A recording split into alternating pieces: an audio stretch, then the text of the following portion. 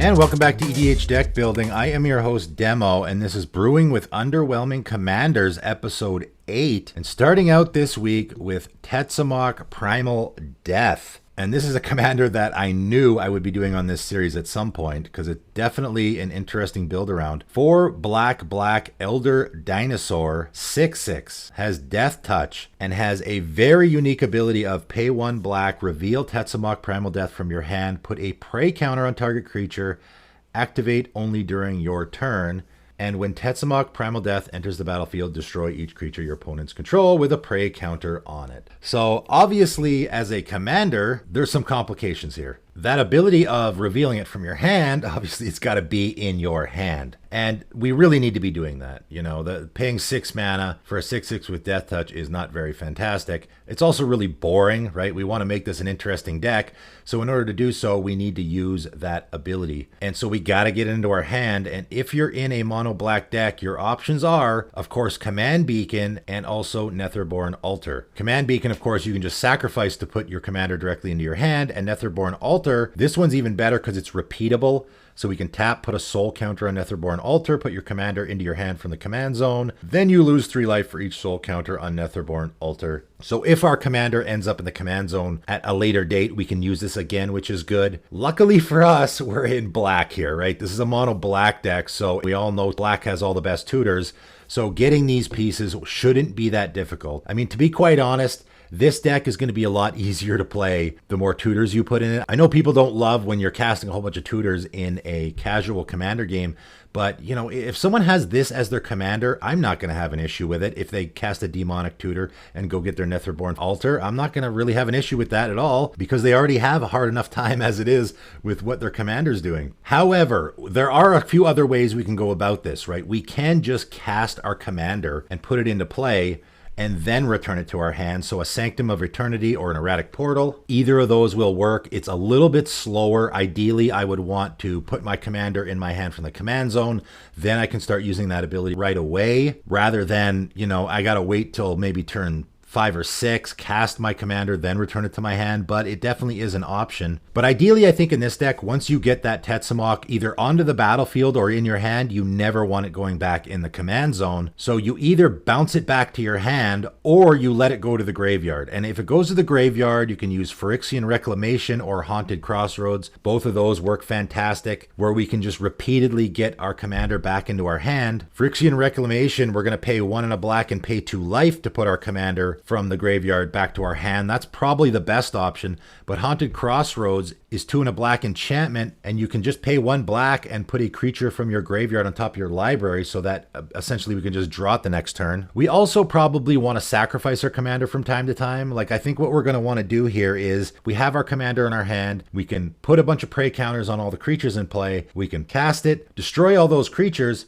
But then again, our commander's sort of just sitting there, so we want to return it to our hand. So either we bounce it with Erratic Portal, or we need to send it to the graveyard. So I think a couple of sack effects like High Market and Phyrexian Tower would be good, so that we can sacrifice it to then return it to our hand, so that we can start using those prey counters again. And we don't always want to be casting our commander. 6 mana, that's a lot. Aether Vial, as I've talked about in the past, is a fantastic fit in this deck. This is a card you don't see in Commander very often, but if you know the cost of the creature that you constantly want to be putting in play, like your commander or any other creature in your deck that you constantly want to be putting in play and returning to your hand, you just set this to that mana value and then you're good to go. So we're just going to set our Aether Vial to 6 and we're going to leave it there. And now at any time we can just throw our commander into play and we don't actually have to cast it. And its ability is just an enter the battlefield ability. So we can, even at instant speed, put our Tetzimoc into play with Aether Vial and destroy any of those creatures that might have prey counters on them. Quicksilver Amulet and Bell-Based Portal are going to do the same thing. Quicksilver Amulet is a 4 mana artifact, and we can pay 4 and put a creature card from our hand onto the battlefield. Simple as that. Bell-Based Portal is 5 mana, and as it comes into play, we have to choose a creature type. So of course we're going to choose Dinosaur, and we can pay 3 to put a creature card of the chosen type onto the battlefield. So now this is just 3 mana, put our commander directly into play, or 4 mana, put our commander directly into play, so we don't have to pay the 6, and also obviously we can do it at instant speed, which is even better. I really like Nakara Lair Scavenger in this deck. This is an interesting one. Has partner with Yannick, Scavenging Sentinel, but obviously that's not going to go in here. Is a 2/2 with Menace. Okay, who cares? The important part is whenever another creature you control leaves the battlefield, if it had one or more counters on it, you draw a card and you lose a life. We can put these prey counters on our own creatures, okay? This is actually a pretty fantastic combo. Any of our other creatures that we have, we can just put prey counters on them. And if our Nakara is in play, when those creatures die or get exiled or whatever way they leave the battlefield, we get to draw a card. And the best thing about Tetzimoc is that his ability doesn't apply to your creatures. When he enters the battlefield, destroy each creature your opponents control with a prey counter on them. So you can put the prey counters on your creatures and you don't have to worry about destroying them with your own Tetzimoc. But if your opponent removes your creatures at some point, you're going to get to draw a card. I think it's a fantastic fit in this deck. And then of course, we're going to be destroying our opponent's creatures like crazy. So Massacre Worm, Yahenni, any of these black cards that care about your opponent's creatures dying all the time. Massacre Worm can almost be a win con for us because our opponent's going to be losing 2 life every time. Yahenni's going to get enormous. Revel in Riches can be another win con for us. You know, people are always looking for the win cons in a deck. Here's a way that you can do it. You can just keep destroying your opponent's creatures until you get those 10 treasures. And really, your opponents are just going to want to stop playing their creatures, I think, at some point. You know, especially if you have Revel in Riches in play and you're up to like 9 treasures, your opponents basically won't be able to play creatures, including their commanders, right? This is a deck that has gotten better after the dies trigger rule changed with commanders dying, because now your commander is going to trigger stuff like this as well. So I don't think closing out the game is going to be too difficult with this deck, and it's definitely an interesting build around. I mean, come on, who isn't going to be impressed if you got Tetzimoc in the command zone and you're making that deck work? I know I would be. But next up today is Asmira Holy Avenger. So Asmira is 2 green and a white human cleric with flying, and it's a 2/3. So a human cleric with flying is a little interesting. At the beginning of each end step, put a +1/+1 counter on Asmira Holy Avenger for each creature put into your graveyard from the battlefield this turn. So let's dissect this ability. It's very unique. I mean, first of all, we're dealing with +1/+1 counters, so we want to keep that in mind. The important wording on this card is at the beginning of each end step, okay? And in Commander, of course, that's very, very important to take advantage of that as much as you possibly can. And also, it's creatures going into your graveyard. So it's only your creatures dying, not your opponents. So what you want in this deck is to be having your creatures die as regularly as possible. And it's also a +1/+1 counter for each creature. So if we have 3 creatures die on our turn or one of our opponent's turns, we're going to get 3 counters on our Asmira, right? Essentially, the goal here is, you know, I guess it's sort of a Voltron deck. We want to just get our Asmira bigger and bigger and bigger so that we can just kill our opponents with it. That's how I would win with this deck. The win con here is our Asmira becomes a 10/11 or something, and we just start smoking our opponents with it. It's got flying, so it already has the evasion built in. But we definitely want our creatures to be dying as much as possible. I think Awakening Zone is an absolute auto-include in this deck. Being your upkeep, you're going to create an 0/1 colorless Eldrazi spawn creature token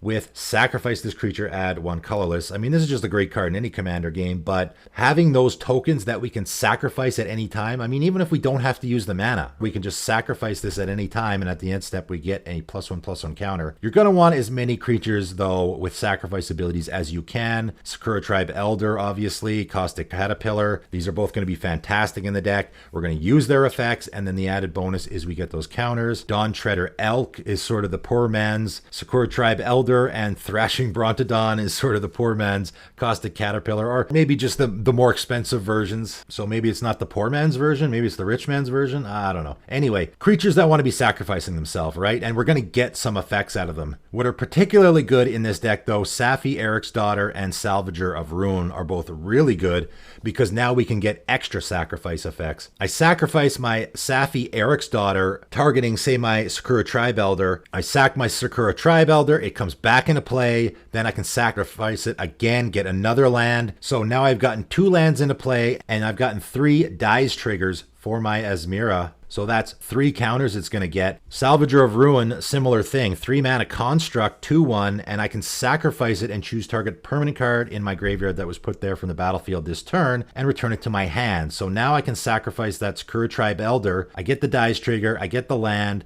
then I sacrifice Salvager of Ruin, get another dice trigger, and the Sakura Tribe Elder goes back to my hand so I can use it again. Evoke is going to be great in this deck. Wispmare and Foundation Breaker. 1 mana destroy an enchantment, then I get the dice trigger because it goes to the graveyard. Foundation Breaker is 1 and a green, and I can destroy an artifact or enchantment. And then I get that dice effect as well. Obviously, Revelark's going to be fantastic in this deck because we're going to have a lot of little creatures in our graveyard that we can get back. You're definitely not going to have an issue finding 2 creatures in your graveyard with power 2 or less to get back. But the creatures we want to be sacrificing most are the ones that are going to be protecting our commander. We don't want our commander just hanging out in the wind, just waiting to get removed. Obviously, he's going to be a target if we have a 10-11 flyer sitting there. But there is an absolute ton of creatures that fit this theme, like Alseid of Life's Bounty and Benevolent Bodyguard. Both of them are 1 mana creatures that you can sacrifice and give protection from any color of your choice until end of turn.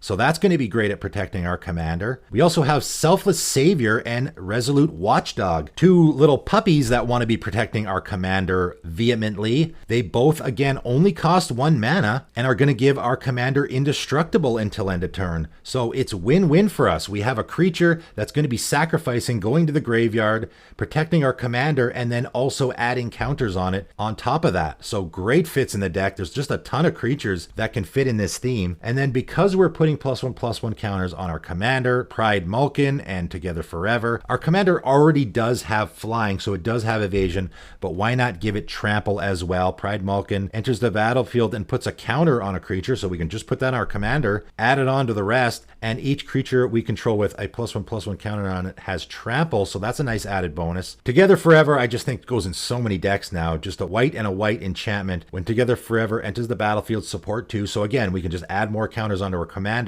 and then we have that ability to pay 1, choose target creature with a counter on it. When that creature dies this turn, return the card to owner's hand. So again, we can use this sort of like our Safi Eriksdottir, where we put 1 counter on our Asmira and maybe the other counter we put on our Sakura Tribe Elder. So now we can sacrifice that Sakura Tribe Elder and pay the 1. It'll return to our hand so that we can play it again the next turn. So that ability, even though it works great with our commander, also works really, really good with all of our other creatures because we're going to be sacrificing a lot of them. And I thought Tashar, Ancestor's Apostle, was a good fit in this deck. We just have a ton of creatures with converted mana cost 3 or less.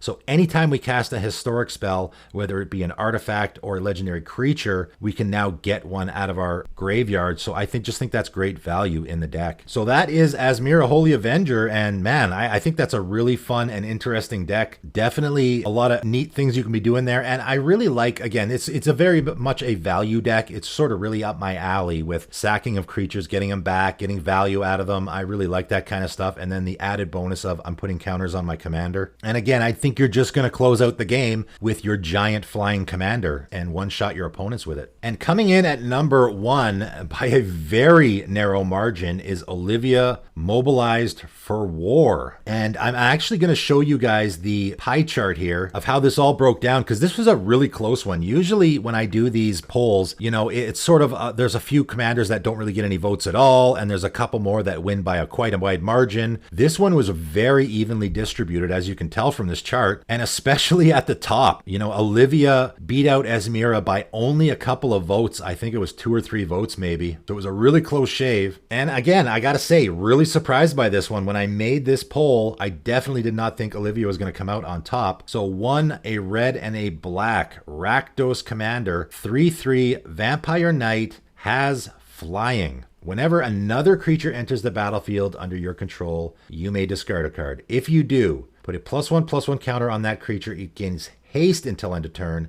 and it becomes a vampire in addition to its other types. So there is so much going on there, you know, and this is a commander that, you know, again, for me, I've passed it over many, many times. I mean, I'm not a huge fan of Rakdos. I only have one Rakdos deck myself, but this is a commander that, you know, you look at it and you're like, okay, whatever.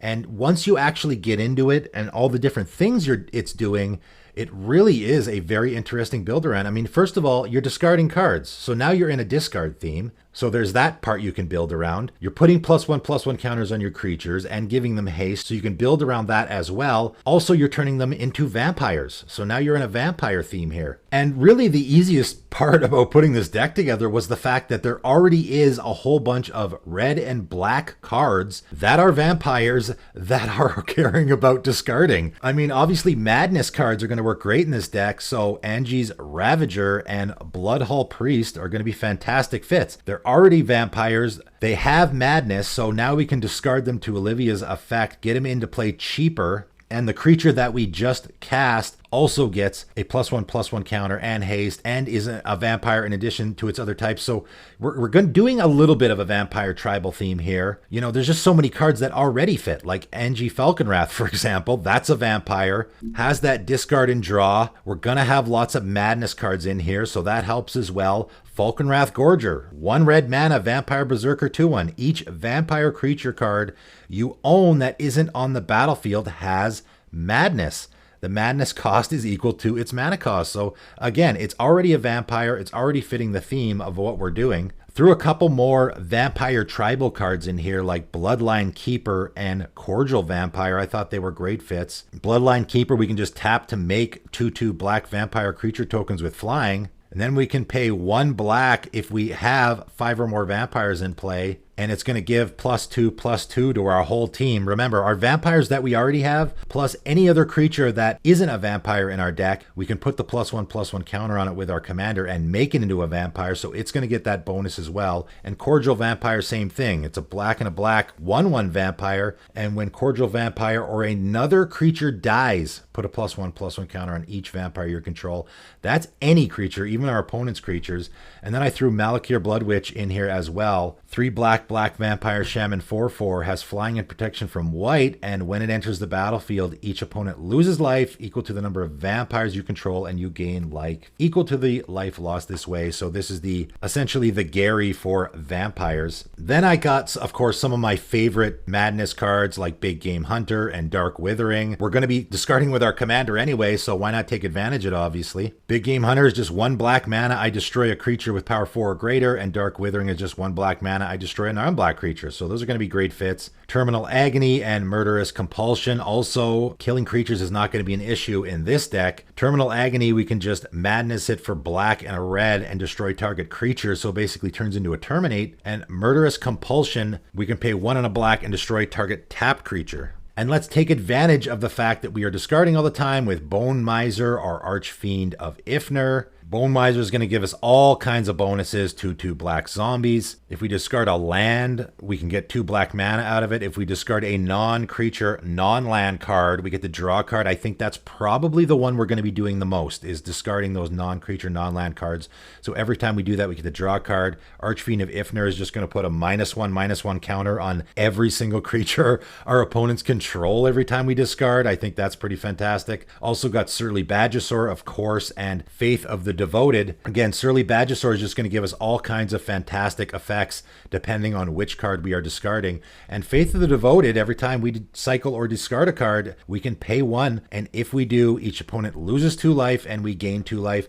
I think this is probably just an aggro deck, obviously, right? We're just going to be attacking with our creatures. So draining our opponents of 2 life is definitely going to speed up the process. We also want to throw some cards in here that we want in our graveyard, like Daring Fiend Bonder and Filth. You know, you can check out my 10 cards you want in your graveyard video, and then there's even some more in there that maybe you want to throw in this deck. Daring Fiend Bonder, now we can exile it from our graveyard by paying 1 and a black, and it's going to put an indestructible counter on probably our commander. So that's going to be great. Filth is going to give all our creatures Swamp Walk. So anyone who's got swamps of our opponents, that's going to be an issue for them. I didn't put Anger in the deck. I know Anger might seem like an obvious fit here, but I figured probably our creatures are all going to have haste anyway. So I didn't think we needed Anger that much. I mean, I guess you could throw it in here if you wanted to, but I definitely am throwing Hakon Stromgald Scourge in here. And man, I just keep finding great fits for this guy. And if you haven't seen him the other 6 or 7 times I've mentioned him on my channel, he's 1 black, 3/3 zombie knight. You may cast him from your graveyard, but not from anywhere else. Guess what? That's not going to be a problem in this deck where our commander is discarding. But even better, you may play knight cards from your graveyard. And yes, our commander is a knight. So that is a fantastic fit. Now, if someone kills our commander, we can just play it from the graveyard rather than having to play it from the command zone and pay that commander tax. So fantastic fit in the deck. And just like with Tetzimoc, I got Nakara Lair Scavenger in this deck because, again, this works. We're putting counters on all of our creatures. We're putting +1/+1 counters on all of them. So when they leave the battlefield, we get to draw a card. Also have Skyclave Shadowcat. This one doesn't work with Tetzimoc because it only cares about +1/+1 counters. 3 and a black, 3/3 Cat Horror. You can pay 1 and a black, sacrifice another creature, put a +1/+1 counter on Skyclave Shadowcat. But most importantly in this deck, whenever a creature you control with a +1/+1 counter on it dies, you get to draw a card.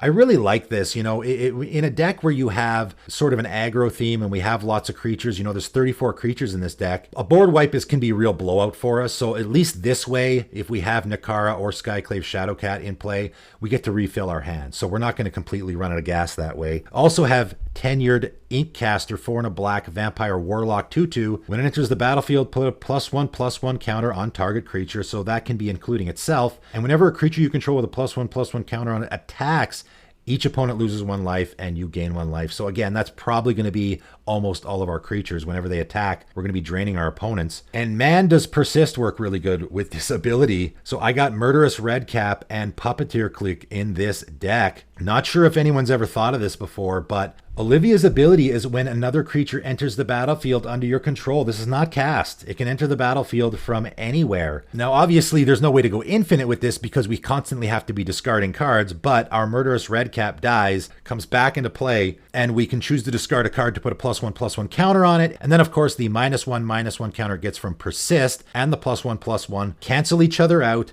And yes, I had another guy ask me about this in another deck tech that I did. And yes, they actually remove themselves, okay? So that if your Murderous Redcap dies again, there will not be a -1/-1 counter on it, so it will come back again.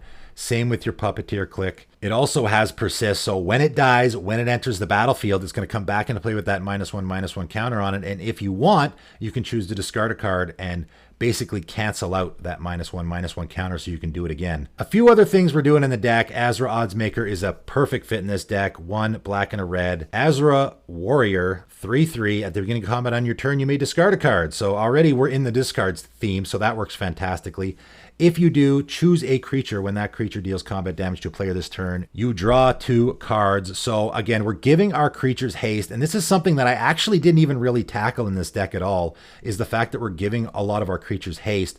So if you have creatures that can get in for damage and get some sort of damage trigger, you can also add that to the deck. So you can really go that theme as well. I didn't really in this deck, other than Azra Oddsmaker, which I thought was a perfect fit, because now we know we're going to be connecting. We're going to be playing that creature, giving it haste, and attacking the person we know can't block, so that we're guaranteed to draw those 2 cards. I mean, our commander also has flying, so having a commander with evasion is always great when you want to be getting in for damage. So there's really almost never going to be a situation where we can't draw 2 cards off of our Azra Oddsmaker. Squeegoblin Nabob has got to go in this deck. It's got to go in any deck where you want to be discarding a lot. It's just great value. This way, at the beginning of your upkeep, it returns from your graveyard to your hand, so it's just a free card to discard every single time. If you're discarding lots, there can get to the situation where your hand gets empty really fast. So we want to get as much value there as we can. Squee is just a way we can keep reusing that discard effect every single turn. And I thought Toshiro Umezawa was a great fit in this deck. 1 black, Human Samurai with Bushido 1. Whenever a creature an opponent controls dies, you may cast target instant card from your graveyard. If that card we put into the graveyard this turn, exile it instead. So we do have lots of instants and sorceries, and we do have lots of creature removal in this deck, and we're going to be discarding a lot. So I think this definitely works, because now we can discard our Terminate into the graveyard to our commander's ability, and then when an opponent's creatures die,